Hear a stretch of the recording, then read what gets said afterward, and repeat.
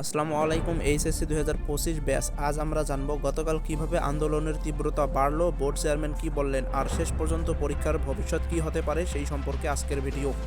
রাজশাহী, খুলনা, যশোর, বরিশাল সহ একাধিক জেলায় শিক্ষার্থীরা স্বাস্থ্য ঝুঁকি ও প্রস্তুতির অভাবে এইচএসসি পরীক্ষার পেছানোর দাবিতে প্রতিবাদ কর্মসূচি চালিয়ে যাচ্ছে।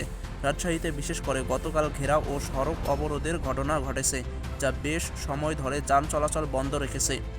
শিক্ষার্থীদের দাবি, করোনা সংক্রমণ ও অনিয়মিত স্বাস্থ্যবিধি মেনে পরীক্ষা নেওয়া কঠিন।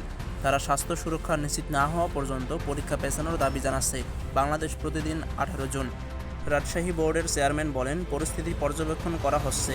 পরীক্ষার তারিখ পরিবর্তনের সিদ্ধান্ত নেওয়া হবে সরকারের মাধ্যমে। ঢাকা বোর্ডের চেয়ারম্যান অধ্যাপক খন্দকার এহসানুল কবির জানিয়েছেন, 26 জুন নির্ধারিত সময় পরীক্ষা নেওয়ার প্রস্তুতি চলছে, পেছানোর পরিকল্পনা নেই। জাগো নিউজ 24, 18 জন। জনমত দুইভাবে বিভক্ত। একদিকে অনেক অভিভাবক ও শিক্ষার্থী পরীক্ষা পেছানোর পক্ষে, কারণ স্বাস্থ্য ঝুঁকি ও প্রস্তুতির জন্য সময় দরকার। অন্যদিকে অনেকে বলছেন, স্বাস্থ্যবিধি মেনে পরীক্ষা নির্ধারিত সময় নেওয়া যেতে পারে। অনলাইন ফোরাম এবং সামাজিক মাধ্যমগুলোতেও এই বিতর্ক চলছে। ডেইলি স্টার 18 জন। শিক্ষার্থীরা জানিয়েছে, আগামী 21 জুন পর্যন্ত তাদের দাবি না মানলে আরও কঠোর আন্দোলন হবে। বোর্ড পক্ষ থেকে পরীক্ষার তারিখের বিষয়ে চূড়ান্ত কোনো ঘোষণা না আসায় পরিস্থিতি অনিশ্চিত। সরকারের সিদ্ধান্তের উপর সব নির্ভর করবে। এই ছিল 18 জুনের সর্বশেষ খবর। আপনার মতামত কি? পরীক্ষা পেছানো উচিত নাকি নির্ধারিত সময় পরীক্ষা নেওয়া উচিত? মন্তব্য জানাবেন। এখন আসি, মতো অবস্থায় শিক্ষার্থীদের কি করা উচিত?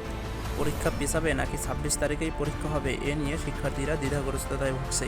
তো আমার মনে হয়, তোমাদের সময় নষ্ট করা একদমই উচিত নয়।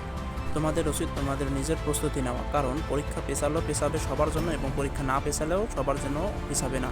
যারা এই দ্বিধাগ্রস্ততায় ভুগতেছো, তাদের উচিত একদম মোবাইল থেকে ডিস্ট্রাকশন হওয়া। বিভিন্ন নিউজ এবং সোশ্যাল মিডিয়াতে সময় নষ্ট না করে তোমাদের উচিত মোবাইল ফোন বন্ধ করে কিংবা একটা নির্দিষ্ট সময়ে মোবাইল ফোনের নোটিফিকেশন চেক করা দরকার। তাই সোশ্যাল মিডিয়ার সকল নিউজ উপেক্ষা করে একটা নির্দিষ্ট সময়ে তুমি নোটিফিকেশন চেক করো, না হলে কিন্তু তোমার লেখাপড়াও হবে না এবং শেষ পর্যন্ত পরীক্ষা না পেছালে তোমার কিন্তু পরীক্ষা একদম জঘন্য রকমের খারাপ হবে।